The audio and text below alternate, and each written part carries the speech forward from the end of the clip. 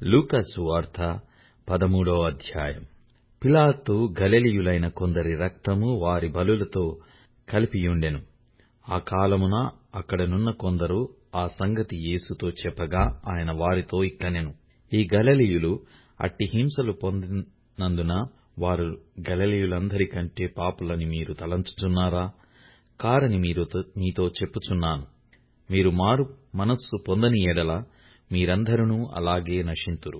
మరియు సిలోయములోని గోపురము పడి చచ్చిన ఆ 18 మంది యెరూషలేములో కాపురమున్న వారందరికంటే అపరాధులని తలంచుచున్నారా? కాదని మీతో చెప్పుచున్నాను. మీరు మారు మనస్సు పొందని ఎడల మీరందరునూ అలాగే నశింతురు. మరియు ఆయన వారితో ఈ ఉపమానము చెప్పెను. ఒక మనుష్యుని ద్రాక్ష తోటలో అంజూరపు చెట్టొకటి నాటబడియుండెను. అతడు దాని పండ్లు వెదక వచ్చినప్పుడు ఏమీయూ దొరకలేదు గనక అతడు, ఇదిగో 3 ఏండ్ల నుండి నేను ఈ అంజూరపు చెట్టున పండ్లు వెదుకుచూ వచ్చుచున్నాను గాని ఏమీయూ దొరకలేదు. దీనిని నరికివేయుము, దీనివలన ఈ భూమియు ఏల వ్యర్థమై పోవలెనని ద్రాక్షతోట మాలితో చెప్పెను. అయితే వాడు, అయ్యా, నేను దాని చుట్టూ త్రవ్వి ఎరువు వేయుమట్టుకు ఈ సంవత్సరం కూడా ఉండనిమ్ము.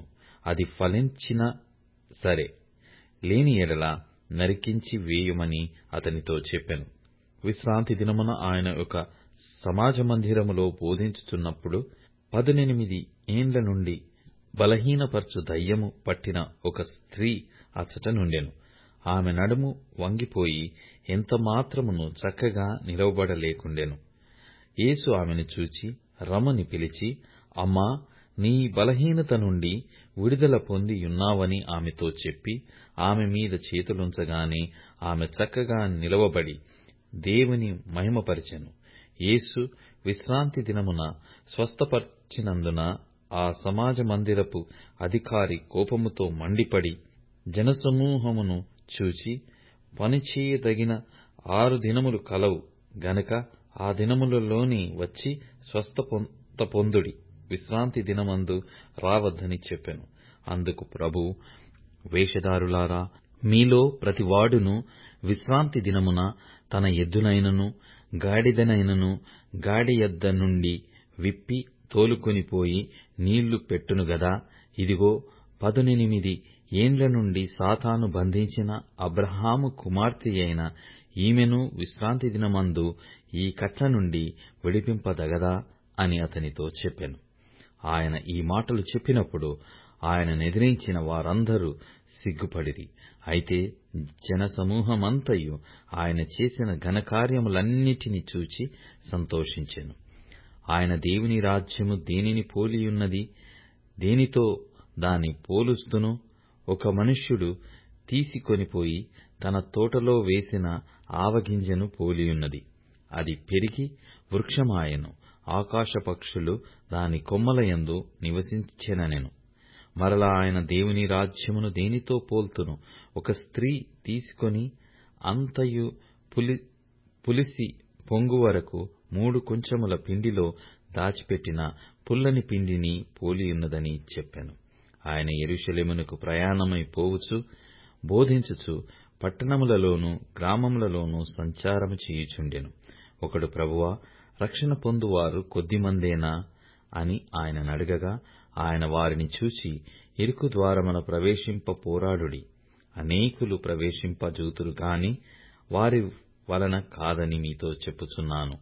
ఇంటి యజమానుడు లేచి తలుపు వేసిన తరువాత మీరు వెలుపల నిలిచి తలుపు తట్టి, అయ్యా, మాకు తలుపు తీయమని చెప్పనారంభించినప్పుడు ఆయన మీరెక్కడివారో మిమ్మును ఎరగనని ఉత్తరం మీతో చెప్పును. అందుకు మీరు, మీ సముఖమందు మేము తిని త్రాగుచుంటిమే, నీవు మా వీధులలో బోధించితివే అని చెప్పసాగుదురు. అప్పుడు ఆయన, మీరెక్కడివారో మిమ్మును ఎరగనని మీతో చెప్పుచున్నాను, అక్రమము చేయు మీరందరును నా యొద్ద నుండి తొలగి పొండని చెప్పును. అబ్రహాము, ఇస్సాకు, యాకోబులను సకల ప్రవక్తలను దేవుని రాజ్యములో ఉండుటయు మీరు వెలుపలికి త్రోయబడుటయు మీరు చూచినప్పుడు మీరు ఏడ్చుచు పండ్లు కొరుకుదురు. మరియు జనులు తూర్పు నుండియు పడమట నుండియు ఉత్తరము నుండియు దక్షిణం నుండియు వచ్చి దేవుని రాజ్యమందు కూర్చుందురు. ఇదిగో, కడపటి వారిలో కొందరు మొదటివారగుదురు, మొదటివారిలో కొందరు కడపటివారగుదురని చెప్పెను. ఆ గడియలోనే కొందరు పరిసయ్యులు వచ్చి, నీవిక్కడ నుండి బయలుదేరిపొమ్ము, హేరోదు నిన్ను చంపగోరుచున్నాడని ఆయనతో చెప్పగా, ఆయన వారిని చూచి, మీరు వెళ్లి ఆ నక్కతో ఇలాగు చెప్పుడి, ఇదిగో, నేడును రేపును నేను దయ్యములను వెళ్లగొట్టుచు రోగులను స్వస్థపరచుచు నుండి 3వ దినమున పూర్ణ సిద్ధి పొందెదను. అయినను నేడు రేపు ఎల్లుండి నా త్రోవను నేను పోవుచుండవలెను. ప్రవక్త యెరూషలేమునకు వెలుపల నశింప వల్ల పడదు. యెరూషలేమా, యెరూషలేమా, ప్రవక్తలను చంపుచు నీ యొద్దకు పంపబడిన వారిని రాళ్లతో కొట్టుచు ఉండుదానా? కోడి తన పిల్లలను తన రెక్కల క్రింద ఎలాగు చేర్చుకొనునో అలాగే ఎన్నో మారులు నేను నీ పిల్లలను చేర్చుకొనవలెనని యుంటిని గాని మీరొల్లకపోతిరి. ఇదిగో, మీ ఇల్లు మీకు పాడుగా విడువబడుచున్నది.